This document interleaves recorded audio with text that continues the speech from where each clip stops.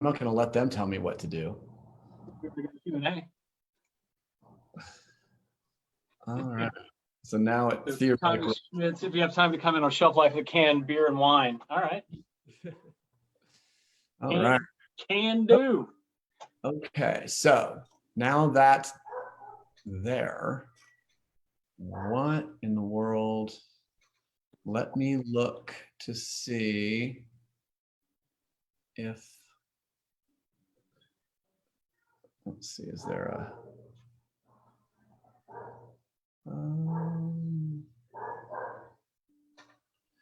I wonder if, let's see. This definitely looks like it's struggling a little bit. Okay, there we go. Normally it's about a 6-second. I just kind of want to bring up the Facebook feed. So if we get questions, I posted the actual Zoom link so people can come in, raise their hand and do all that crap too. But cool. All right, so let's see. Happening now. There it is. I see it. Now I just need to figure out how to. All right. Now I need to see how to put it on my. All right, that looks good. That looks good. But where is it? Where is it? There it is. Okay, the question is will I be able, okay, so I'm gonna click on that. And, and Michelle sees us. Okay, that's a very good sign. Awesome. It's on. Michelle Shin, please meet Jason Osborne. So stoked that you guys are here. And Christy's here and Tommy's here. Wow, and we're gonna Christy, Michelle, and Dominic watch party. That sounds like fun. I think we should probably choose a beer to open with. We're starting officially in about 7 minutes, but if any of you guys have questions or anything that you'd like us to bring up, let me know. I'm watching questions on that camera, and we are looking right ahead on that camera. I will show you so you know what I have. I was not able. I realized I actually do not have, and I'm gonna start hearing myself, which is not nearly as fun as it sounds. This is as close to an old world beer that I have, one of my absolute favorites, and now it's in pint cans, which is fantastic. I've got the Damnation. Oh yeah, pretty much probably maybe my favorite beer. So this is Dig My Earth, a double hazy, and it is from Brewery West.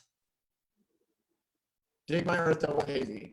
Barley, raw spelt, Amarillo, Simcoe, and lemon candy hops. Let's see, and then I've got a Surly Axeman. Love the Surly. Yeah, good stuff. I've got another Minnesota beer that I told you about, which is Castle Danger. Oh yeah. One of my all-time favorites. This is their IPA. Their Choice Pills is maybe my favorite beer. One of my favorite beers, period. So the Altogether Project. So they're. Oh, you got one of those. Cool. I was trying to find one. This is the Alvarado Street. And for the folks watching on Facebook, let us know if there's any problem. I'm getting a little bit of hesitancy, latency. Yeah, I'm getting some phasing. So I want to make sure if you guys are too. Duvel, Chimay Blue, and Ice House. Wow, I haven't seen Ice House in a while. Got the new Santa Maria Cray Hazy. Right on. I've had some beers from Santa Maria. We've got the Mai Tai IPA from Alvarado Street. And Phil, Tommy, or anybody else, just let me know if the feed is anything else but beautiful. And let's see, and then I've got, just cause. I'm thinking this. I think that's where we're going first. And last but not least, how about War Pigs, Three Floyds, and a McKellar collab, Foggy Geezer? Oh, very nice. So I got my insulin pen. Insulin pen in one's hand, epi in the other. So that'll be all kinds of fun. And we're about 5 minutes out, ladies and gentlemen, and we're starting to stack up over here. Looks good. Awesome. So I'm going to start with Integrin. This is love that stuff. This is a collaboration between here they are, Bierstadt Lagerhaus in Denver. These guys, Bierstadt Lagerhaus has this beautiful reputation for this beer called the slow pour, which takes about 3.5 minutes of pills of pouring into the glass, waiting for the foam to settle. They call it the American Reinheitsgebot. It's Admiral maltings from Alameda, California, Crystal hops from Michigan, clearly a German-derived yeast, and all brewed in the Reinheitsgebot tradition as a way to say, hey, let's get back to good American pills, as opposed to trash macro. Brew it, be gone. Too many. We'll talk about the Grout. Grout. Yeah, too many fools. The Groot. Yes, too many fools not showing up to work in the 16th century. That is so good. Oh man, it was brewed less than a month ago. And that's always a good sign. Prost. A Prost, brother. I actually have a for some reason I'm using a Scotch glass to keep myself from going too overboard. It's okay. I brought out the fancy glassware for this. I figured we're going to be on TV. Might as well use the pretty stuff. I would love to actually hear a little bit too about, what you think about glassware, because I often kind of think that, the whole idea of the Riedel glasses. I like a glass with a thin rim, and other than that, it gets it into my mouth.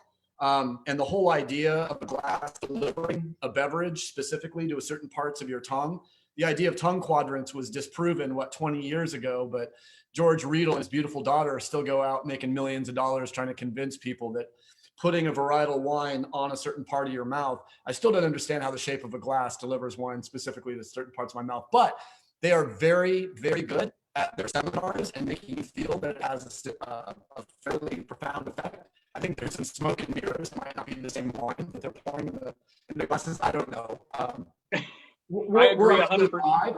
I could probably be sued for saying that. So the irony, of course, is every great glass in my house is still Riedel, because even though I think most of what they say about how the wine is delivered into the palate, I think is bullshit. But 100% agree. But these are the German equivalent of the Riedel. These are Spiegelau.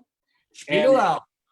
And what these do is, the whole tongue quadrants thing, palate, delivering beer to just a part of your face where you get it. No, doesn't do it at all. The best thing any glass can do for you is, and you can test this with like a straight-sided shaker pint glass versus say like a brandy snifter, almost like what you're drinking out of there. The best thing a glass can do for you is concentrate the aromas in the glass, so you get that pickup on the olfactory senses before you drink it, because that's a huge part of consuming the beverage is like, what's the aroma, what's that, as the wine folks say, what's the bouquet. We talk about aroma because we don't have $10 words. So yeah, do you know and I've got one question from Tommy. Well, Tommy was mentioning well, first of all, he asked about Beer University, if you know anything about that. And he said in Belgium, they won't even serve the beer unless it has the exact correct glass. Yeah, they do a lot of that exact correct. Somebody's enjoying Fantôme Friton. That's nice. Sorry, I'm looking at the webinar chat here and somebody's drinking Fantôme. Philip and all panelists. Yeah. Good deal. I'm going to see. So boys, with Captain Fatty. Sorry, on good. So yeah, back to glassware quickly before I lose the thought here. The great thing about these glasses is you're right. I don't think they do anything to except for accentuate the aroma. The thing I really love about this glassware is it's super thin glass. So whatever temperature the liquid goes in at, there's not a lot of material to heat up and cool down. So it stays at that temperature longer because the thermal mass is just so much smaller in this glass that it won't like make CO2 break out of the beer faster and flatten the beer. This is the other thing. Beer glasses with the little laser etch frosted thing in the bottom drive me batty because I'm just watching my beer go flat while it's sitting in the glass. Yeah, I mean, what is that called? A nucleation point? Yeah, exactly. A little nucleation sites. Yep, yep. And then there's this great, incredible book. Like, my wife's gonna kill me because she just organized my called Uncorked, which is basically just like all a book about pictures of champagne bubbles. Oh yeah, that's awesome. It's basically like the science of bubbles. It's kind of crazy, but lovely. So it looks like we're just about on 5 o'clock, and I will be asking some questions of Jason. This is going to be basically the Jason Osborne show. I'm going to hopefully be moderating and talking. If you have questions, please go ahead and either type them in the Zoom or type them in over here. Just before we start, I see Kent Pierce and Mark and Cheryl McPhillips. Brett Varner's in the house. Yes, Brett, I will end up writing you your short story. I've got it on my list. Karen's here, and Tommy's here, and Michelle's here, and Phil Carpenter's here. He asked you to say yes to his Facebook friend request. You were just so popular. And we got lots of people, and Mark's here, and Bob's here. As I said, Michelle Shin is in the house, and Christy Marshall is always here. So we really appreciate that. Karen Bennett just came in. Kent Pierce says he knows you, Jason. He's a beer guy. So Yeah. so Kent's a beer guy and a mutual friend and a hell of a sailor. Yes, he is. He actually was Jeff Wilkes, one of Jeff Wilkes' best friends back in the day. Yeah, I know. Luckily, I met Kent through one of my longtime coworkers in my office. So awesome. Through Matt Wilson. Yeah. How do you do on the ocean? Do you have good sea legs? I do okay. Yeah. I mean, I like being on the water. I mean, I grew up a redneck Gulf Coast kid, so I grew up on the water. So yeah, I do all right. So redfish and beer. This is all making sense. Absolutely, redfish and beer. Now, and yes. to quote the buddy of mine who sailed single-handedly across the Pacific, if anyone tells you they don't get seasick, they haven't been in the right conditions. No, I have actually been ill on Lake Mead. Right. Not in a storm. Yeah. And when I got off the houseboat, I remember going into Vegas and standing in Circus and watching the entire place start to move and turn. And I thought, my goodness. This is what Hunter S. Thompson saw. I wasn't sucking a pineal gland, but yeah, that was good stuff. All right, it is 5 o'clock, so let's get this party going. Wonderful that all of you have joined us. We've got a great group of folks here together. I'd like to introduce you to Jason Osborne. Jason, I thought you maybe take a couple minutes, talk to us a little bit about the history you have with beer, your passion about it, where you've brewed, and let's get it going. Right on. Okay, cool. So we'll try to turn and burn through this so we can talk about beer and less about me. My background, I studied physics in college, went 3 years into a PhD program, decided academia wasn't where I wanted to spend the rest of my life, went out, got a job. My vocation is that of principal engineer for a company called Bruker Nano Surface. And what we do is build the world's most powerful microscopes. So if you want to see atoms, I'm your guy. So for the past 22 years, I've managed to work my way into the position of principal engineer. And I get to do a lot of really fun bleeding edge work, truly on nanoscale stuff. We don't build nanoscale stuff. We build the tools that let people build nanoscale stuff. So we're the pick and shovels of that gold mine. Luckily, that vocation allows me an avocation of being a brewer. So I have been fascinated with fermentation and brewing science for a very long time. My first foray into it was a bucket of potatoes, some bread yeast, and a terrifying experiment in the backyard that I hid when I was 13 because I thought I had made something that was going to kill everyone in the house. Fast forward a few years, relocate to California, decide that I finally have a house and space and time, and I want to start home brewing. Luckily, the folks at SLA with the San Luis Obispo Brewers out of Dock Cellar, so the Slobs were instrumental in getting me involved with brewing. That was 2005 or so. So for the past 15 years, and in that time, we've had Andy Hooper was one of our members, spent time at Anderson Valley, is now head brewer at Seismic in Santa Rosa. Brendan Goff was at Firestone Walker, then went to Central Coast and got them a whole host of gold medals at GABF and World Beer Cup. And now he's just started, he took over the Tappet operation, bought the Tappet operation in St. Louis, and has opened Liquid Gravity. And we're going to be drinking some of his stuff later today. Great beers. Chris Torin. Yep. Great Chris Torin, also of Slobs alumni, Firestone Walker, now at Seismic. And then Lee Samways, also a Slobs alumni, is opening Humdinger in Arroyo Grande. So my foray out of that was through the Beer Judge Certification Program through the American Homebrewers Association. Got really involved with that. Got super excited about it and went to work for Firestone Walker at Barrel Works in Buellton. Worked there for 3 years in the front of the house.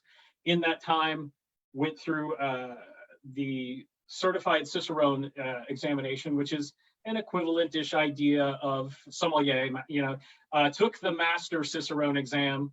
Did not pass, was 78 points out of 85. Luckily, the parts I passed were beer brewing and process, beer and food pairing, and bar service.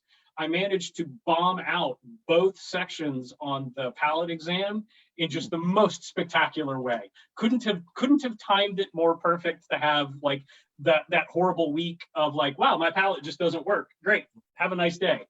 But it was great experience. From there, through my friends at the back room where I got most of my beers today in Solvang. If you're not aware of this place, 4th place off of 246 in Solvang.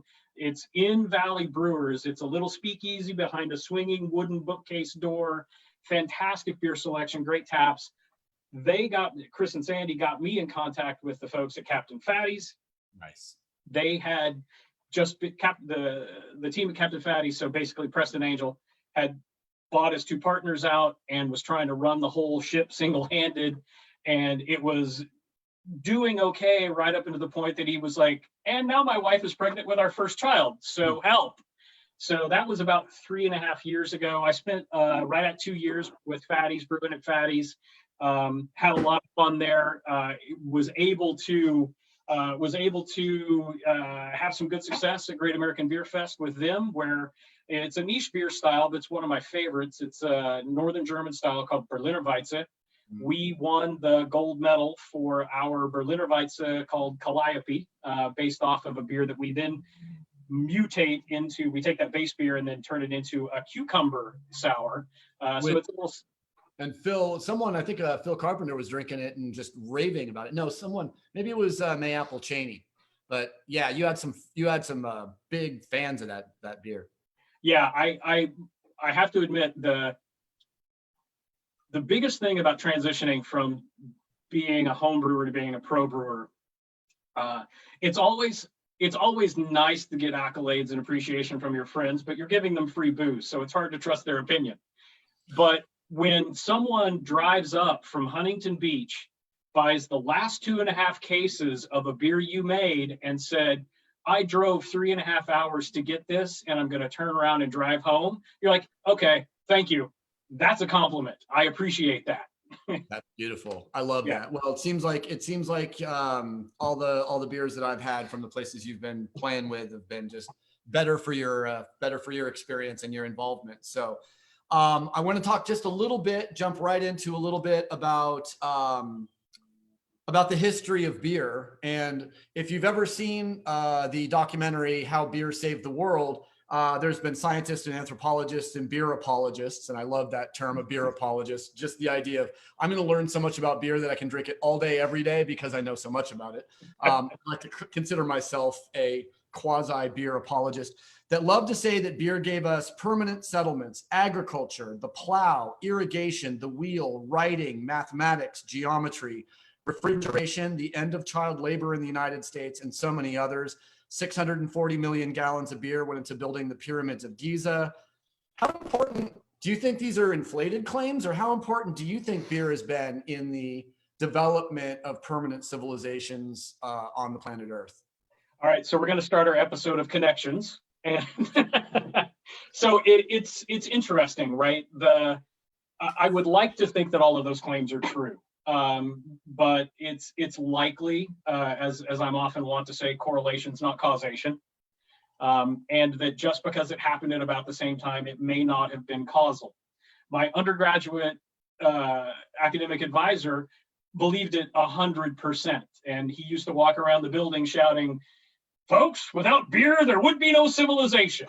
And then a lot of anthropologists and historians and professors of antiquity started digging, and they're like, well, I don't know if it caused it, but we certainly did it a lot more of it when we stopped being hunter-gatherers. And one of the really, it used to be the oldest example that I could bring up when people talked about this was the hymn of Ninkasi and Gilgamesh, and the first written book ever recorded is literally a hymn and a recipe to the goddess of beer from a 3,000-year-old Sumerian tablet. Well, German archaeologists in mid-90s found this place called Göbekli, what the hell is the name of the place? Göbekli Tor. It means belly hill. And I want to get the name of this place right. So I'm assuming the belly might have been just because they were drinking so much beer? Exactly. And this is a prehistoric Neolithic site that's 11,000 years old. Okay. It's the oldest known temple that we've unearthed at this point. They only found it, the German archaeologists figured it was working on a site nearby, ran across it. At that location, there are giant stone troughs that are about, in new money, they're about 2 hectoliters in volume. So, wow. And they have evidence of mashing and 500 gallons-ish? No, it's like 50-ish, 50 to 70 gallons. So, okay. So it's like almost 3 barrels. Yeah, okay. Just like 3 barrels of, and beer barrels, which are 31.5 gallons, as opposed to wine barrels, which are meh. Yeah. We're not talking wine from. Today. So this Göbekli Tepe, 11,000 years old, mashing, brewing, and what they think happens is people come together for seasonal festivals. They bring the grains and seeds that they've sort of collected with themselves. And perhaps when they started farming, they went, it's real hard to hunt and gather enough seed to make beer, but we figured out you can plant it and grow it and we don't have to move anymore. And it allows you to, one of the thoughts, and I love this, but I love to think about it this way, but so much of it's just speculation. It's hard to say anything more than, okay, maybe people used it as a way to get in touch with their higher power as well, because think about it, like, it's the whole drunk monkey theorem, right? Like you get a little alcohol, you get a little buzz, you are in an altered state, and you could, think about people using it as, like we still do, as in a religious ritual. Yeah, no, I always say that, it's kind of a combination of the Rat Pack. I think, was it Dean who said, I feel sorry for people who don't drink because when they wake up, that's as best they're going to feel all day. All day. But I also think, how could there be the concept of heaven without intoxication? How could humans know that there's a better condition than what we're living in currently in our own heads? And the idea of, Dr. Terence McKenna, Food of the Gods, I don't know if you've read anything about him, speculations on the origins of human intelligence from Dr. Terence McKenna. He believed that early experimentation, specifically with mushrooms and other type of psychoactive and psychedelic compounds, increased the peripheral vision of hunters, and hunters that were tripping would actually have better hunts. And as a result, it was an advantage. And this is the thing that Dr. Terence McKenna goes a little off the deep end at the end and says, and as a side effect, human consciousness was created.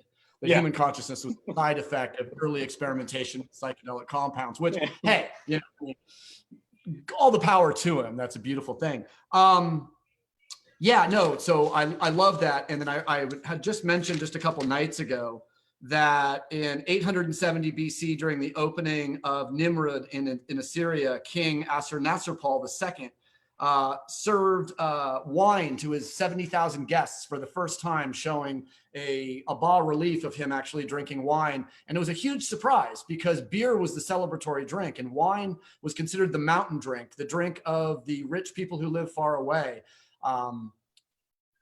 Do you think in the ancient world that beer and wine were seen as options, or do you see that beer was the common person's drink and wine was maybe reserved for a different class? So I think in general beer, and this is based off of work that I saw from a guy who is a professor of antiquities. Let me get his name so I get it right. And it's not Pat. Yeah, Travis Rupp. I wanted to make sure it was Rupp, not Rapp. So he's a professor, an adjunct professor of antiquities at CU Boulder, but he's also a shift brewer at Avery because they don't pay him enough as a prof to work full time. But he talks.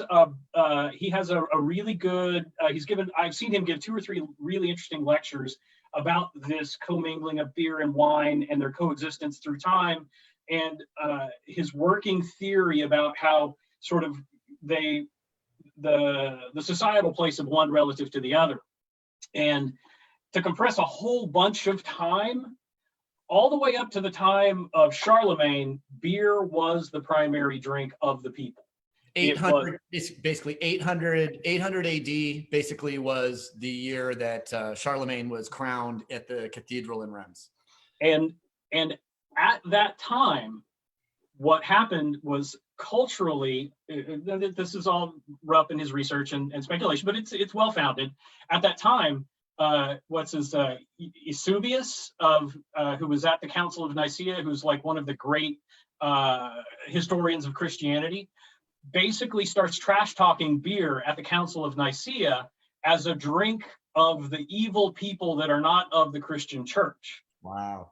And the interesting thing about this is there were 4 or 5 different words for beer. There was a Greek word for beer. The Egyptian word for beer was zythos, and it was actually the cheapest of the drinks. And that's where we get the root of the etymology of zymergy from, so the study of fermentation. And the Egyptians, because they were, because of, the battle of Antioch, Charlemagne, Cleopatra, and Caesar, the destruction of that Egyptian power on the Mediterranean and the supplantation by Charlemagne in the Christian church was one of the driving factors that made wine be more to attain a higher place in society in the ancient world. And the general concept, which is really surprising, is that the story goes something like the Syrians taught the Greeks how to brew, the Greeks taught the Egyptians how to brew, the Egyptians taught the Romans how to brew, the Romans taught the English and the Celts, and then they pinned this barbarian beverage onto these hordes to the north as a way to disparage it and separate themselves from it. And that's Rupp's sort of sequence of how it goes along. And it's a really interesting kind of story. It's a really interesting thread to follow through. You know, and there's something that Rupp might not have known that really ties this all together. Now I want to write a story about Charlemagne and how Charlemagne's reign not only changed beer and wine's relationship and how society would look at it, and was beer good for us or was beer bad because it was barbarian or wine. Charlemagne in the year 800, when he was crowned, emperor of the Western, the Western Empire? Yeah, the Western Holy Roman Empire. Yeah. The Holy Roman Empire, exactly. It was the first time ever that champagne was used in a celebratory fashion. Sparkling wine was actually served in Champagne in Reims when he was coronated. So you've got basically the beginning of sparkling wine being a celebratory vintage, and the demonization of beer occurring from the same freaky event in the very beginning of the 9th century. So there's something going on there. That's cool. From a guy who was actually a brilliant political opportunist who was like, religion, whichever one is going to get me in control, that's the one I'm choosing. That's right. We're all Christians now. Constantine the same way. I saw a red cross up in the sky. We put it on our shields and we won. It's all just an expiration of basically Sol Invictus, but we won't get into Yep. Here's the big question, right? So why beer? And I'll give you, in a world of beverage options, what is it about beer that keeps you waking up early and makes you passionate, and you go through a day of work and you still want to go make beer instead of just, why beer? So the poetic answer is that's like asking somebody why they play guitar, right? You got 6 notes and a few octaves, and an entire catalog of what you can do with it. Beer's sort of the same way in that, by and large, it's a beverage based on barley with some processing on the front end to turn it into a fermentable grain. You can then toast it like coffee to different levels to change color and flavor and character. And then depending, and this is the fun part, depending on the variety of yeast, and this is one of the really one of the more fascinating things to me about beer as a beverage. You can drive like 80% of the flavor profile of a beer by choosing a different yeast strain on literally the same base ingredients. Like I could use pale malt and the same hop and 2 different yeasts, and you would never believe they were the same base ingredients. How do you keep the brewery from there being feral yeast? I mean, it's just a matter of sanitation. Yeah, it's a lot about sanitation, and we also have the benefit, and this is, I see this in one of the chat questions, and this is also one of the reasons why, yeah, beer was maybe not a must, because, and this is I want to do a little bit of myth busting here about the whole, one of my favorite sayings is the whole, in wine there is truth, in beer there is strength, in water there is bacteria. Yeah. So that's true, but the ancient world did drink a lot of water. You got to ask yourself, like, there wouldn't be the beautiful giant Roman aqueducts bringing water in from the mountains into that city if people weren't drinking it. Like, people in London in the 1800s wouldn't have died from typhus if there wasn't a hand pump where people were drinking water. But yes, absolutely. And this is the funny thing about the whole typhus, because we're in the middle of a crazy breakout now. But at the time when, and no joke, no word of a lie, Jon Snow chased down the source of typhus in London, one of the things he discovered was that the local brewery in that block that had 70 plus employees, none of the employees got sick because they weren't drinking the water. Right. So to loop this back to your question, how do you keep feral yeast out of the brewery? One of the things that we get to do in processing this beer is basically sanitize the beer. We don't sterilize it, but we do sanitize it. And if you're really, really careful after you make the unfermented wort, so the unfermented beer, the wort, after you make that cold, if you just take a couple of simple steps, you can keep most of the wild yeast out of the beer. You can't always guarantee that, but for the most part. And so, we have the benefit of basically using heat sanitation in our processing, which gets us to a pretty microbiologically stable product, so we can then select what we want to grow. So heat is a big part, and the use of acid sanitizers and oxidizing sanitizers in like iodine, right? So that's a really good sanitizer. So it's cleanliness, sanitation practices, keeping covers on things when you need it, and covers off when you don't want the covers on. Well, I love the comment that it's like there's 6 notes, you have X amount of hops available to you, you have X amount of grains. I heard someone actually say, and this isn't in my notes, but it made me think of it, that being a winemaker is all about relationships and communication with the farmer. Like, it's all about, like, if you can get grapes from Moroni Conti, you can make $2,000 bottle of wine unless you're an idiot. The pH is low, the acid is high, wine makes itself. It's not that difficult.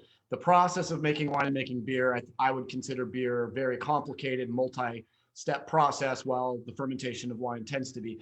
The idea is that beer is the most level playing field of any high-end production alcohol, because every brewer in the world has equal access to ingredients. So the craft, if not the art of brewing, is much more level playing field. If you are a talented winemaker, it's about who you know and where you can get the fruit. If you're a talented brewer, it's because you are a talented brewer. Yeah, and it's interesting that you say that it's the brewer's art, because I often, I don't want to say a prepared answer, but one of the answers I give people when they say, why are you a brewer? Why do you find this interesting? It's sort of glib, but it's true. I'm a crap painter, right? But I'm a pretty good brewer, and I consider that my art. And I take the same amount of care and time and passion about doing things correctly in making that beer so that it is an artistic expression, and it's an expression of my personality and my desire to share something with people, which is the other fabulous thing about being a brewer is, unlike an artist where sharing art is a little bit more of an emotionally and sometimes even mechanically distant process. When you share a beer with someone, even now, you have something that you can tactile, emotionally, physically share and talk about and get their feedback and emotion of like, what does this taste like? How does it make you feel? What do you like about this? What do you not like about this? And it is a great social lubricant. It's a way to break down barriers and allow people to feel more comfortable. And for the most part, I think it tastes pretty good. It is delicious. And thank you. If you were going to break down and sort of give us, like, in a couple minutes, a very basic breakdown of the various general styles of beer and maybe a little bit of insight into how they're created or something you'd like to share about how they're created. And my wife wants to know if the term crispy boys actually exists. Crispy boys absolutely exist. And it's my nickname for our Italian Greyhound. Yeah, crispy boys exist, and this is a crispy boy. So big breakdowns and styles. It's funny. There's a couple of different ways that you can slice this pie. One of the ways I categorize different beer styles is that beer like wine is a beverage of place, right? It is driven by what ingredients are available, what the water is locally, what hops can you get, who your malt house was, because at a time when you couldn't travel far, you had to deal with what you had hanging around the house, right? And so beer is a beverage that's incredibly about place. And as a result, you end up with these really interesting geographic pockets of what you think of as brewing tradition. And just in an overly simplistic generalization, you have an English brewing tradition, and their beers are of a certain style and flavor profile. And you have a German brewing tradition, which it's funny because the Germans, this is the same thing I learned about Spain a long time ago when I first went there. There's no such thing as a Spaniard. You have people from Valencia, you have people that are Catalan, you have this incredible regional differentiation within Spain, right? So it's the same thing in German brewing. You have the Southern German brewers and the Northern German brewers, and they make different products, and they actually don't even speak the same language. Right. Like Bavarian German, wholly different than Prussian. So there's a German brewing tradition, and we can kind of think about what that means. And then there's a Belgian brewing tradition, which is this weird little island kind of trapped between all of those things. And most of these areas are above that meridian where you get good wine growing. And so once you get out of good wine growing region, it's almost more brewing traditions. And so it's interesting. Above the 50th parallel? Yeah, right. And so as you get above that, you get such a low yield and not quality grapes because of the growing traditions. And but you want an alcoholic beverage, so we'll ferment any sugar and we can reliably grow barley. And I guess mead would also fall into that category as well. Yeah, and in terms of and we should definitely praise Odin and drink mead. We should talk about that just briefly, in that in terms of like the origin and history, it's super fuzzy, and anybody that tells you that they have the definitive answer of what was the first, what's the oldest, no one really knows. But because of the simplicity of the access to a fermentable sugar contained in honey, it was probably mead, because all you got to do is, if a tree has a hive in it and it gets knocked over and it rains, that honey's no longer aseptic.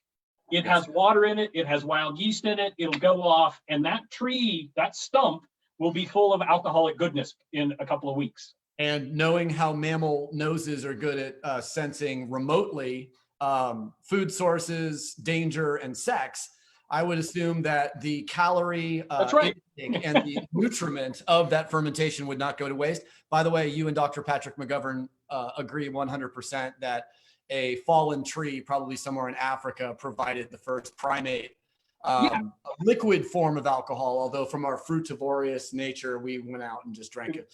We ate whatever was fermenting, and fortunately we had the liver to help us. So Absolutely. Now, as far as so I don't want to lose the thread on this question about beer styles. So Sure. geographic stylings. So English tradition, and this is the way I categorize it: English tradition, and it's all mostly old world. English tradition, Belgian tradition, German tradition. Luckily, in the past decade or so, I've learned about the Norwegian brewing tradition, which is its own distinctly different thing.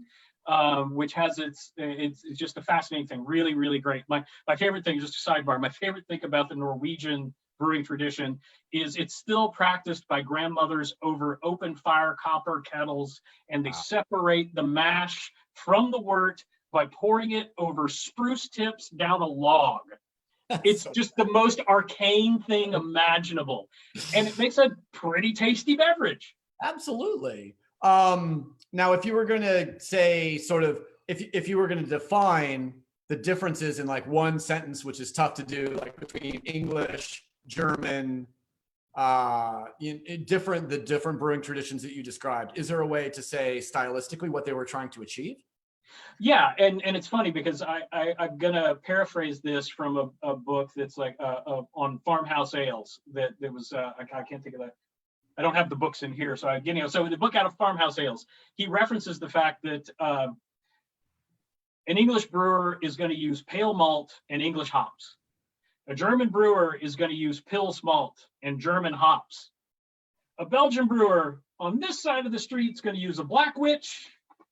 Belgian brewer on this side of the street is going to use a white witch, because the English beers are characterized by the malt and the bread toast and the herbaceous, spicy nature of their hops. The German beers are characterized by super clean fermentations, no fruit esters, almost no aroma. It really, really focuses on, look at how good I malted this barley. And there are some spicy little noble German hops in the background to balance out the sweetness of that beverage. The Belgians are using coriander and nutmeg and orange peels, and and they're like, okay. And my favorite Belgian brewery is this place called Cantillon. They don't even pitch yeast; they just leave the wort open to the night air and let it cool, and use spontaneous fermentation to make their beer. And then about 7 years of maturation before it's drinkable. But when it's drinkable, it's fabulous. What does a bottle of that cost? In Brussels, it only costs about €12. Okay. Stateside, it's about $50. It sounds like we need to get into the importation business. And I am actually drinking the Allagash White, which is one of my favorite beers. It's pretending to be something it's not. What are you drinking? So I'm finishing up the Integrin American Reinheitsgebot Pilsner. This is the collaboration between Integrin in San Diego and Bierstadt Lagerhaus in Denver. Wow. But what we're going to move to, and this is a lead-in to kind of a combo answer to two of your questions, which are three of my favorite old world breweries. I started with Cantillon because Cantillon. Canteon? Cantillon. Cantillon. Oh. Cantillon. Très bon. And then Weinstefaner. Oh man, what, 13th century? 1070. Oh, 11th century? 11th century. The longest continually operating brewery in the world. They actually started brewing in the late 780s in the monastery, but they got their tax certificate and cert from the Bavarian government in 1070. And I want to say that their Weissbier? They absolutely Weissbier, and their Weinstefaner original is so you can get a PhD in brewing and in beer science from the Technical University of Weinstefan at the Weinstefaner Brewery. And this is like a physicist saying, well, I went to MIT and then I got a second PhD from Harvard. No, it's interesting because I know that it is the oldest fermentation university in the world. Yep. And this beer, yeah, this beer is Weinstefaner Vitus, and this is what they call it's a single Weissbach. So it's like a Hefeweizen, but it's 7.5%. So it's not really a Hefeweizen. And this is one of my favorite beers from them. And I have to go get a church key because I don't have one in here with me. I'll be right back. Hey, happy to help. Just so you guys know what I've been drinking, I started with the Russian River Pils, the STS, which is one of my favorite Pils, probably my third favorite Pils in the United States. My second favorite Pils is Fair State from Minneapolis, Minnesota. And my first favorite Pils in the world, this is not it, but this is basically the I guess my replacement for one of my favorite beers, but this is the Castle Danger from Twin Harbors, Minnesota. This is their IPA, but their choice Pils, I think, is the best Pils I've ever had. And I'm going to make sure that I try. They only brew it once a year, but I'm going to bring some for Jason. All right. He's got it in a glass. How's the color? Oh, beautiful. So it's a nice kind of amberish. Yeah, it's actually. How do you describe? So tell me about color. What are the words? Because in white wine, we talk about straw, light straw all the way to light gold to heavy gold. Red wine, we talk about sort of garnet to opaque. How would you describe beer color? So we also use straw. We start at pale straw or very pale straw, go into gold, deep gold, amber, brown, garnet, dark brown, and all the way to black, because if Three Floyds makes a super good crazy stout. So what's their the Three Floyds what is it, Black Metal Stout Day? They do this death metal bands in the parking lot while you get I can't think of the Three Floyds. I'm gonna have to Google it. The Three Floyd stout that they sell that day. So the colors are really similar in terms of descriptors.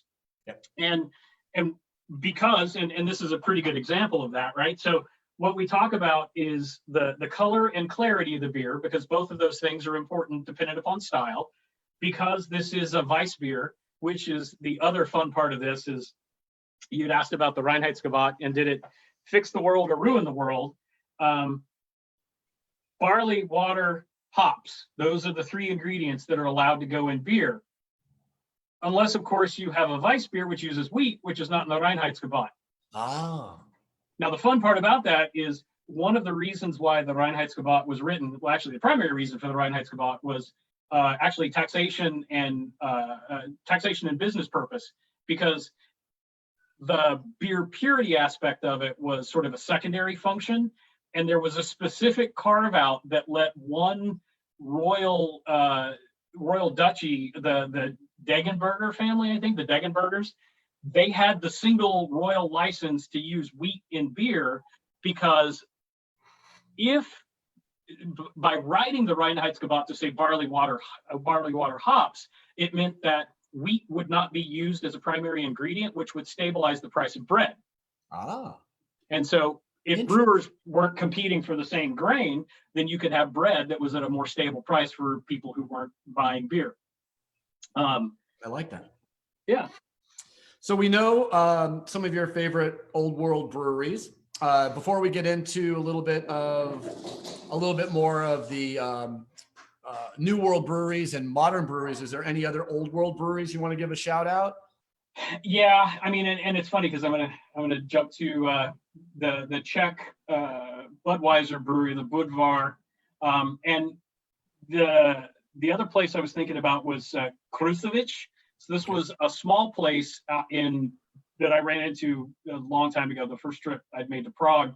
They do Krušovice Černé, which is this dark lager, which is just beautiful. It's a softer version of a Guinness stout with just the same kind of delicate mouthfeel, but actually more chocolatey and a little lighter. Really good beer. I think they're actually I think they may be part of the Heineken group now, as they got pulled in. But yeah, so Cantillon, Weinstefaner, Budvar. There's a place that's the Rigwelter Brewery in in sort of the West Midlands in London, in England, that make a beer called Rigwelter, which is the black sheep. It's literally, Rigwelter is basically, I think it's a Welsh word for a black sheep that's flipped over on its back and can't get up. As a former sheep farmer, I've actually seen that. We had one of our sheep that was just so damn fat, when she did fall over, we would have to go. And the thing about, if you have a sheep that falls over, if they do not get put up within a few hours, they can die. We actually had a sheep that actually fell down and died as a result. So I'm just saying, that's real stuff. That's real. That's absolutely real.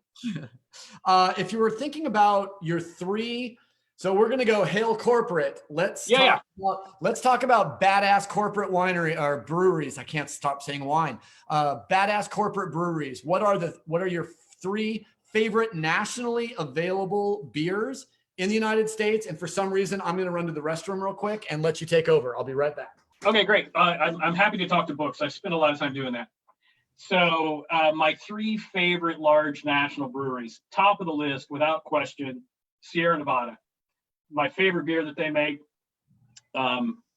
favorite beer. If I had to choose, yeah, I'd drink Torpedo from Sierra Nevada for a long time. Additionally, Sierra Nevada as a company, super great corporate work ethic. They're great to their people. They're great to their environment. They're even, they helped out in the fires. They're just really, really, Ken Grossman built a hell of a company with a great corporate culture that even though they're a giant monolith and you can get their beer all over the country, it's totally worth drinking. You should always buy Sierra Nevada and support Sierra Nevada.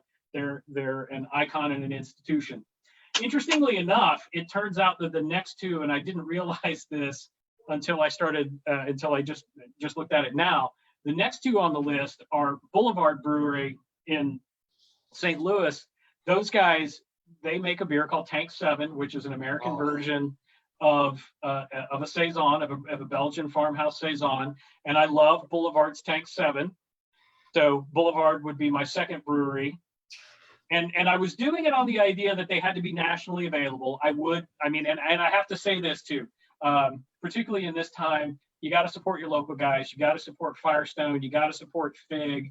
You got to get out and support my boys at Fatty's, the guys down at Draftsman, M Special. If you're out there, find some dollars, find some love, keep them going, because if they go away, their great beer goes away and those great people go away, and that would suck. But with the confines of this is a beer you can get nationally, Boulevard, Tank 7. Yes. And then I was struggling for a third one because it's that whole thing of like, there are so many people I want to slot into that last slot just to make sure I get them on there. And what I picked was Brewery Mortgat, which is the brewery that makes Duvel. And they're a Belgian brewery, but I can get Duvel anywhere in the U.S. Yes. Now, here's the weird thing. Duvel owns Boulevard. Duvel owns part of Firestone. Right on. Duvel owns Omega. And so I kind of laughed to myself because I'm like, is it fair that 2 and 3 are actually part of the same parent company, but they're still independently operating breweries? Yeah. And, first of all, much love. I'm going to actually show just how nice of a Californian I am, even though I'm a huge San Francisco 49ers fan. Kansas City is one of my favorite cities in the world. And you can go to Missouri Joe's, which used to be Oklahoma Joe's, which is one of the best barbecue restaurants in the world, in an old gas station. You can get a Z-Man brisket sandwich, which is rated as some of the best brisket in the world. A Z-Man brisket sandwich with onion rings, barbecue sauce, and a fresh potato roll, and a Tank 7 on the daily lunch special for $9. And you do not get fresher Tank 7 than at Joe's, because they get fresh kegs every day because they have a line out the door, 14 hours a day when they're open. So yeah, much love. I'm a big fan of Avery too. I think Avery's doing an amazing job. Fair State is starting to be shown around the United States. I'm starting to see Fair State showing up in a lot of stores around here, which I'm absolutely in love with as well. So I won't get too much into I misspoke. Carl Gass is right. Kansas City, not St. Louis. Yes, Carl, you are right. Yes. KCLA. It's right next to the coffee place. I've been to the Boulevard tap room about 3 times, and they do just an amazing job. And congratulations to the Kansas City Chiefs.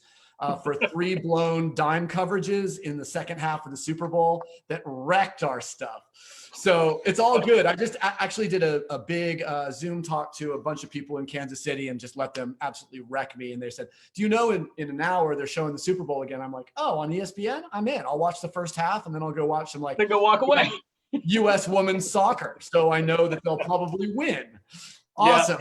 How about your favorite 3? And I want you to get even more defined on this. I want you to talk about the hardest beers to get in the United States, that if you had the opportunity to have a fridge full of them, what are the 3 beers, not only the producer, but the actual canning or the bottling that you'd want? What are the dream beers? I mean, they can be available. I just so I was going to say, it's funny because I had a real hard time answering this question because in general, I don't have a lot of FOMO as it goes with beer. I don't have that kind of thing, with rare exception. Sean Hill in Vermont at Hill Farmstead. Anything from Hill Farmstead, get it, buy it, drink it. His sour beers, his saisons, his Belgians, his IPAs, and my favorite thing about him is he kind of hates his customers. He's like that curmudgeon that is so good at his job, he would rather just do the job. Like, I don't want to sell anything. I don't want to talk to people. He got cranky because he had to build a bigger tasting room because people kept coming up and there wasn't space for them. But he makes fabulous beer. He has a huge ego, an amazing personality disorder, and really good product. So Hill Farmstead. There's actually a winemaker like that. His name is Randy Dunn. And he makes Dunn family Cabernets generally. He makes Cabernets that last 30, 40 years out of Howell Mountain. Everyone always says, I would love to be good enough at what I did that I could just be a dick all day. And people are like, oh, dude, you're such a dick, but can I have your product? It's like, can I pay a premium for what you're making? It's just like slap them in the face and they just want more. It's like, it is very odd. Yeah. And then, So Hill Farmstead, other places, and this is interesting because I'm happy about it, and I know he's going to do a good job because Vinny Chilruzzo is a genius at Russian River. Yeah. It used to be, even though they were local to us, finding Pliny, and Damnation and those beers, unless you were within a very, very tight radius of the brewery, it was super hard to find. Yeah. And so. Definitely Russian River beers, and other than that, there's not a lot of white whales that I chase like that. So it's not in the front of my head in terms of things to do. And one reason why it might be in mine is because my life is changing and I don't know what is going to happen. This is probably, if I had to choose, definitely in my top 3 in my world of beer that I've tasted. This is the Damnation. It is a Belgian style beer. Stylistically, why does a Belgian style beer taste different than a lager? What makes a Belgian a Belgian? So that gets back fundamentally to the yeast, right? So the yeast that is used in the production of those Belgian beers, our slang for it, our vernacular for it is POF positive. So phenolic off flavor positive. And so as they ferment, funky ass flavors. Yep, exactly. So as it ferments, it kicks off all of these interesting esters, that are the beautiful fruit aromas, the pineapple and the strawberry and the guava and the pear. All of that stuff is driven fundamentally by the fermentation. But there's also the phenol, which is like that little it's that. Anthony Bourdain had this comment about it's that delicate balance between rotten and delicious. Right. Stinky cheese. And if it costs $100, it smells like an ass or clean female parts. Yeah, époix. And so there are, the spicy characters, the peppery characters, those are all phenols. You can go bad and you can get like tire fire or electrical Yeah, electrical fire and plasticky. Those are the not great phenols. But the funny thing is, some of those phenols in tiny amounts are really, really nice. So you wanted the edge of perception. If phenols, if you have a lager beer with phenols, have you gone wrong? Burn it with fire. Oh shit. Okay. Yeah. If you get a lager that tastes like anything other than graham cracker and bread crust with just a little hop spicing on the back end, it was not done right. Is lager the hardest beer in the world to make? So I want to pause for a second and say that lager is one of those words that's weird because it is both become recognized as a beer style, but it's actually a brewing process. Lager literally just means to cold store. Right. So you lager a Bock, you lager a Weitzbock, you lager a Dunkel. You can like the original IPAs, they were lagered, right? But it's become synonymous with pale, clear, crisp beer with minimum fermentation, ester, and phenol character, right? Yeah. So are those let's call them pale lagers or pilsners, are those beers the hardest to make? They may not be the hardest to make, but they are the most demanding on process control, right? There's nowhere to hide behind big flavors, either in hops or malt. There's nowhere to hide behind a fermentation. There's not even enough alcohol to add perceptible sweetness if you fuck it up and it dries too hard in its fermentation, right?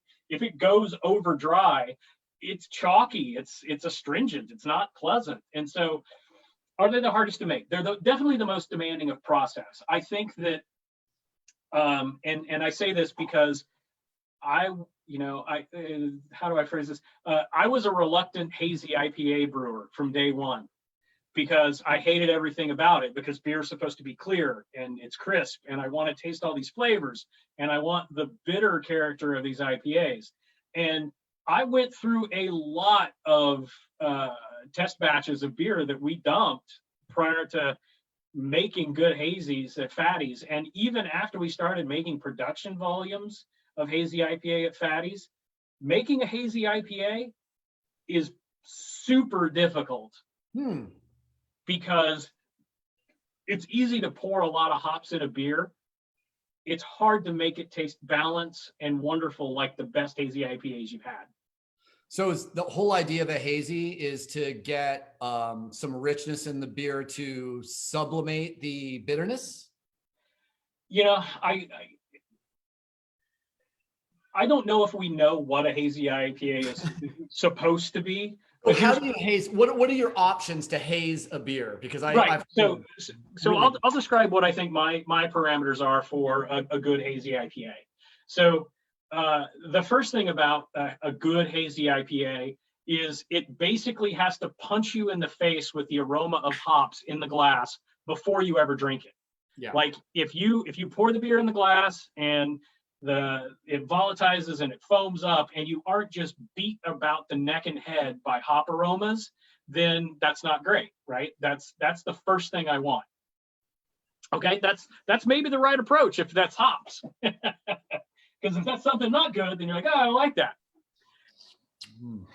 So it's supposed to have a huge hop aroma. The other nice thing, well, let me rephrase nice thing. One of the things that makes one of the things people really like about hazy IPAs is they have all of this hop flavor, but they don't have that harsh, astringent hop bitter character, because in the making of the IPA, of the hazy IPA, unlike and let's just say West Coast IPA, the way the hops are used in the process are put in such a way that they add flavor with minimal bittering. And so you get all the flavor compound without the chemical transformation of the hop isoalpha acid into bittering acids that make that hard astringent character in the beer. And so basically, a requirement for a good hazy IPA is just enough bittering so that all of the crazy malt that you've used that are high protein content, so you use unmalted wheat, you use a shit ton of oats, You use a lot of you could use a lot of flaked barley to add with that slick mouthfeel. And basically, what you're doing is stuffing. And this turns out is work that Thomas Shellhammer from I think Hop Union did this. Shellhammer was, I think he was with Hop Union. So he basically did a chromatography analysis of hazy IPA, of what makes a good hazy IPA. And it turns out what happens is the phrase to talk about the bitterness of an IPA is called IBU, International Bittering Units, right? So the IBUs of a hazy IPA are about on par with a Pilsner, right? Super low. But what happens is you build the malt bill with this tremendous amount of protein that stays suspended in solution during fermentation. During fermentation, so third step, low bittering, high protein malt bill. Third step is pick a yeast which has a high ester profile content during fermentation, and you run it a little hot, because the hotter it goes, the more ester it kicks off. And it turns out that the esters are complementary with the hop flavors when you blend those two together in the recipe, so that you get like this base character from the hops, from the fermentation, driving that perception of, juice and fruit and all that fun stone fruit and tropical fruit character. The last thing is you dry hop that beer at a level which is disgusting, right? So you're profane. It's so expensive and it's so lossy, because all of that hop material absorbs beer, goes and rehydrates the plant matter, and drops out of the fermenter cone, and you don't get to extract that beer anymore. And so that's partly why those hazy IPAs are so expensive, is there's thousands of dollars in hops that were put in the dry hopping step, that by comparison, and this is work that I read and adapted from Shellhammer's work, a big double IPA, West Coast double IPA that you think about is like the Ninkasi Tricera hops, right? Like that's a big double 90. Yeah, right. So it's 70, 80 IBUs, but they use in the dry hop portion like 2.5 pounds of hops per barrel, right? And that's a shitload of hops. At least it used to be. A hazy IPA, a good one, and the best ones we ever made at Fatty's were 8 to 8.5 pounds per barrel. Does that include the Bliss? Yes. Damn, dude, that was Yeah. dope. I mean, that was a beer that opened my eyes to hazies to a great extent. And so what happens is there's this crazy thing, and people make too much out of this right now. People got really excited about this idea of the yeast being able to break apart hop oils into aromatic compounds through this process they refer to as biotransformation. And it happens, undoubtedly. Now, it's strain specific with the yeast, and it ends up being strain specific with the hops. But the more fundamental thing that happens is you get this high, and you think about this, some of the best hazies you had are above 8% ABV. So you get this high alcohol solute. You put a bunch of dry matter in there with oil that is only alcohol soluble. It dissolves into solution, and where in a clear IPA, it would stick to the plant matter and fall to the bottom of the fermenter and you'd lose it. It's grabbing on protein. It turns out it gloms onto the protein. And because the protein is small enough that it stays in suspension, you get this beta alpha acid dissolution into suspension, which has both a different bittering profile and a different flavor profile than you can ever get with a clear IPA. And it's this interesting like little offshoot of like, oh wow, we've used hops in all these beers forever, and now there's this whole different flavor profile and character you can make out of these beers. Now so that's step 4, is dry hop the shit out of it.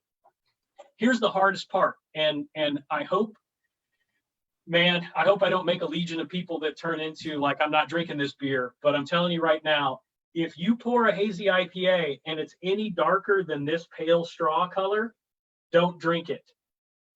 Yeah, because it's oxidized. And the Santa Maria, which is quite good. And the oxidation, like when you get to that, and you'll see it a lot, like the Instagram pale IPA photo that's kind of like cream color or tan or like approaching beige. Like, it just makes my skin crawl because that beer has been oxidized and it's not at all what the brewer intended.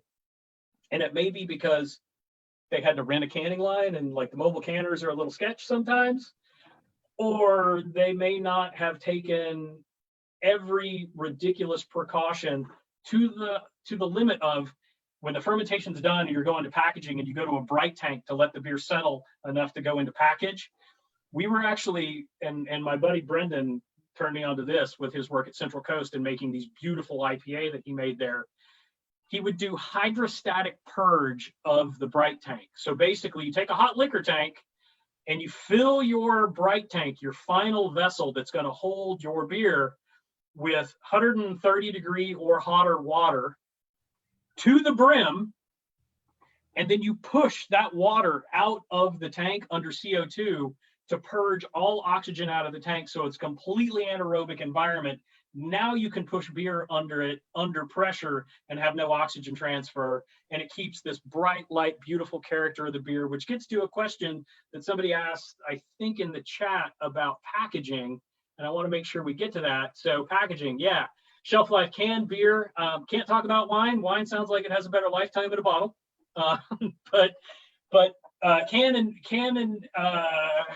for beer and wine. So shelf life on cans. So the cool thing about cans is cans do one thing that a beer bottle can never do, and it's completely impervious to sunlight. All of those wonderful hop flavors that you love, when ultraviolet radiation hits those iso alpha acids, it breaks off a little part of it and turns it into this horrible chemical that we know as mercaptan, which is what a skunk makes. And if you've ever wondered why Heineken tastes that way, it's because green glass does not stop UV transfer. And so all the hopping in the Heineken turns into skunk as it transports and sees sunlight. Cans don't let that happen. So if you want like a fun experiment to have with friends, go buy a 12-pack of Heine in cans and a 12-pack of Heine in green bottles that saw a little sunlight. Mind-blowing, the difference between the beers. And you'll walk away going like, I know why people like Heineken now. Yeah, I know one of my best friends down in LA, Mark McPhillips, is probably one of the greatest consumers of Heineken beer on the planet Earth. So we're gonna have to do that. I mean, honestly, he should be collecting UPC symbols so he can turn in a couple thousand from 12 packs for a new liver. It's just that way. It's a beautiful thing.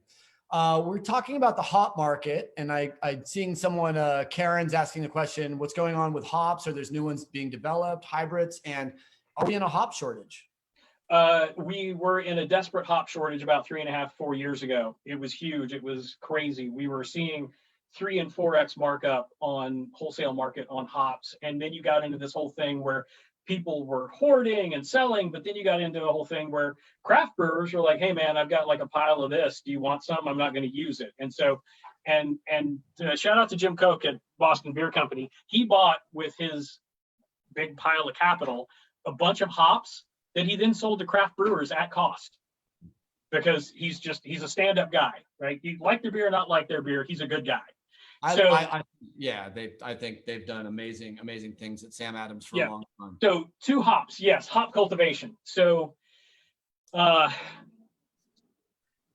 are, I'm gonna, again, these are kind of gross generalizations, but I want to make sure like the main ideas get out. 3 big regions for growing hops: Germany, the UK, West Coast of the United States, right? So all of the German hops are grown, not all, but like the most prestigious German hops, they're literally called noble hops, and they're grown in this Hellertal Mittelfruh region, which is this little county on the edge of, Bavaria, just at the foot of the Alps kind of thing. Fabulous. There is absolutely, and I can say this unequivocally, there's absolutely an impact of terroir on hop and hop flavor and hop aroma and hop character. Unfortunately, or maybe fortunately, depending on how you think about like how well can you measure it, there's also an impact on when you harvest the hop as opposed to its flavor, character, and profile. Do you get it early? Do you get it late? When do you get it at its peak? And what characters are you trying to capture? You can chase that by looking at basically the oil content variation in the hop as it goes through its maturation period while it's on the vine and ready to go. So Germany, noble hops, classic European hops. For the longest time, the UK hops, there were two primary hops, Fuggle and Golding. And they were and are still the two primary hops that are used in almost every classic English beer. For decades, from the 30s all the way up until the first craft beer boom in the 90s, American hops were seen as substandard, as harsh, as catty, because there's an ammonia content on some of them when they're processed and smelled raw, and they were completely unappreciated.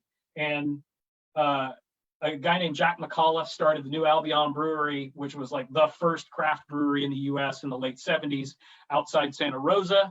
Interesting because Vinny's there now, but he used Cascade. Ken Grossman of Sierra Nevada worked closely with him and brought Sierra Nevada up, and Sierra Nevada put American hops on the map with Cascade hop used in Sierra Nevada Pale Ale. The beautiful thing about Sierra Nevada Pale Ale is it's basically 2 grains, 1 hop. So it's base malt, so just pale barley, and Crystal 40, which is just to add a little color and a little sweetness, which is an interesting, malting is its own bizarre world. Crystal 40, and then just all Cascade hops, and that bright citrus piney character that is, the quintessential American hop character at this point is basically taken over the palette of the world in terms of the most sought after hops. As a result, and this is funny too, because as a result of that, the large industrial brewers like AB InBev and Warsteiner and Weinstefaner, they all own these giant hop farms. Like AB InBev owns like a third of Idaho, where they just grow hops, and in Eastern Washington. And this is the thing, it needs high latitude, so you need to be in a northern climate, because hops, like its cousin cannabis, have a preference for really long summer days for growing and maturation. And if you're far enough south like we are here, we actually have kind of a trouble growing hop because our diurnal swing season to season isn't that big. So we have just about the amount of sunlight during the day as we do during the during the summer as we do during the winter. Not exactly. I mean, it feels a lot darker in the winter, but you don't have 18-hour sunlight days like you do in northern Washington, northern Idaho. So big industrial brewers were doing all of this research to make these really, really, really highly bittered, and it's called high alpha acid hops, as a way to super concentrate the product so they could take this concentrate and use just a tiny fraction of it to lower the cost of making their beer. Well, craft brewers started using these hops in various ways, making super bitter IPAs, using them for dry hopping, and then the hop growers started expanding all these things. And so there are these crazy crossbreeding programs going on right now with hops and hop breeders. There's even a group that Matt Brynildson at Firestone Walker and God, I can't think of the rest of the people that are part of it, but it's like it's not Craft Brewers Alliance, that's the Widmer guys. They're open sourcing research in hops. So all of these brewers are pooling their money together to have open research hops, because things that we love in our beers these days, and you'll recognize like Mosaic and Citra and Simcoe and Amarillo, those are all trade names. That's Rollerblade, that's Kleenex, that's a trademarked product. And so you have to buy them from a captive market, from a monopoly, which is a drag. And so as a way to make it equitable for smaller breweries, who don't have the ability to write big contracts to buy hops by the ton from growers, they pool their money. They're doing open source hops, and they're developing beautiful blends. Like there's a blend. It's funny because one of our beers is called Calypso, but there's a hop called Calypso. There's HBC 342. And you get these breeding names of hops. And right now the primary hop of choice is probably the number one cultivar is this hop called Citra.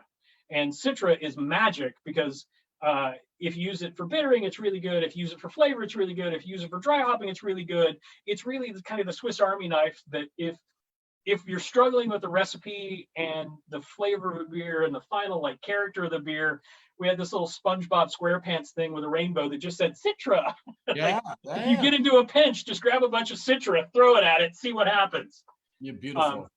So yeah, there's definitely a tremendous amount of hop growing going on. We're not in a shortage anymore, but with the bulk of the hops that we have, but there are still like there are halo hops, and there's a particular varietal that comes out of Australia called Galaxy that is super hard to get. It's super expensive. Luckily, some hop growers in Michigan have planted some Galaxy, and we've used it. It's pretty good. I don't know if it's quite the same Amaze Crazy version that you get out of the best of the Australian varietal. Again, it's the aspect of terroir. I had the Galaxy from Alvarado Street, and it was pretty amazing. Kind of like a 1980s girl with glasses on, very, very sort of 80s thing. We're getting down to about the end, so I want to ask you one last question, and thank you so much for spending some time with all of us and giving us a little bit of more information about all the wine or all the beer. So I really appreciate it. Last question I'll ask is kind of what you see. Are we in the golden age of beer? Is it going to get better? How do you see 5-10 years down the line? What's going to happen? And I'll be right back. Sure. So that's a super intimidating question to answer when you realize we talked about already the fact that this is a product that's been around and been through changes in its character and its flavor for, let's go, 11 to 12,000 years as humanity grew up and changed and modified itself.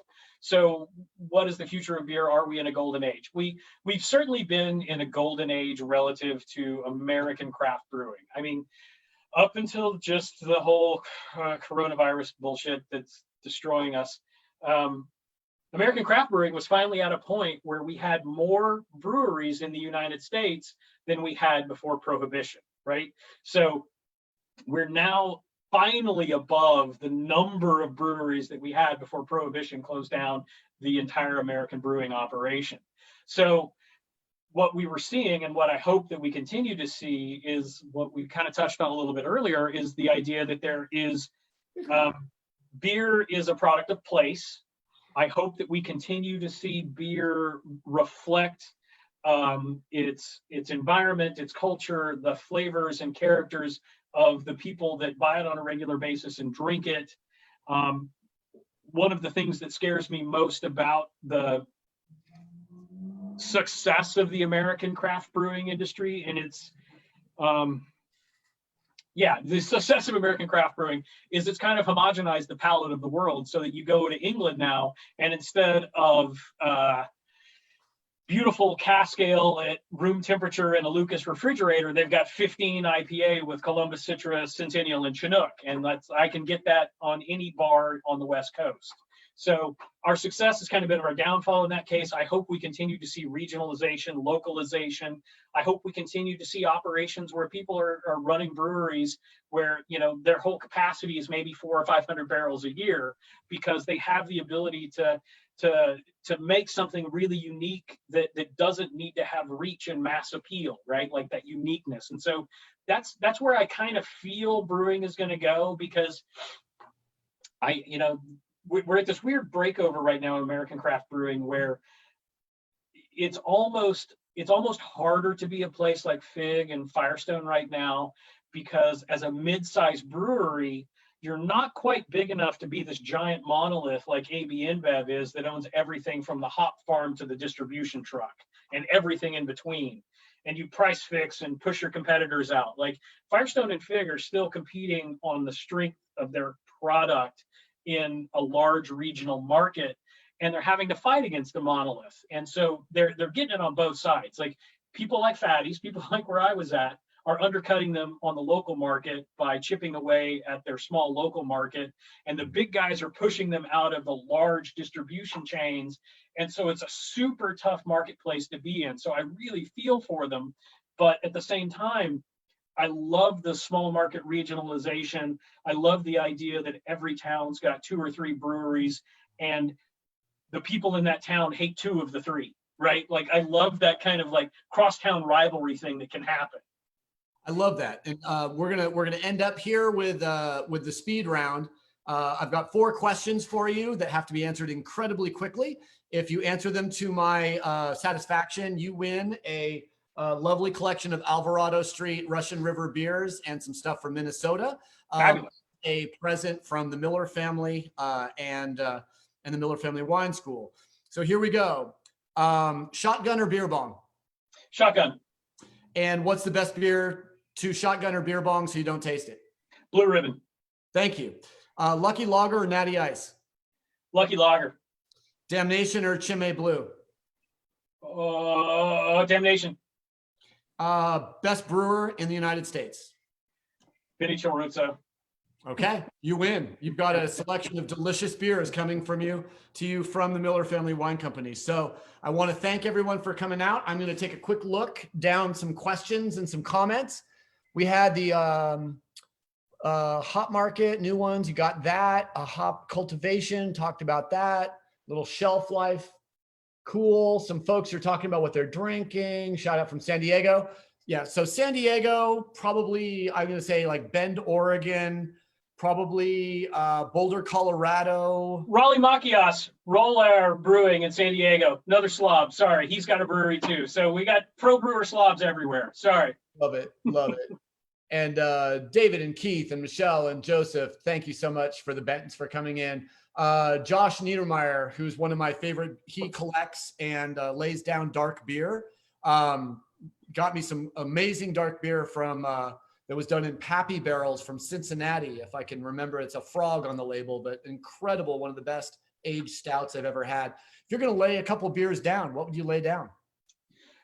So I love to lay down Parabola from Firestone because their varietal bourbon barrel from time from turn to turn is a little different, and it's really interesting to watch that beer mature.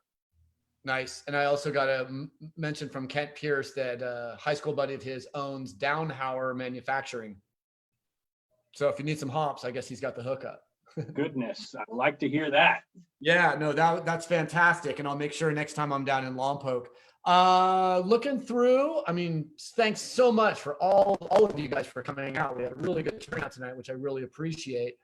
If for some reason we did not answer your question, well, drink a beer and get over it. Well, I'm sure we're probably in pretty good stuff. Kent Pierce was talking about Jeff Wilkes, and he used to try to make a watermelon beer together.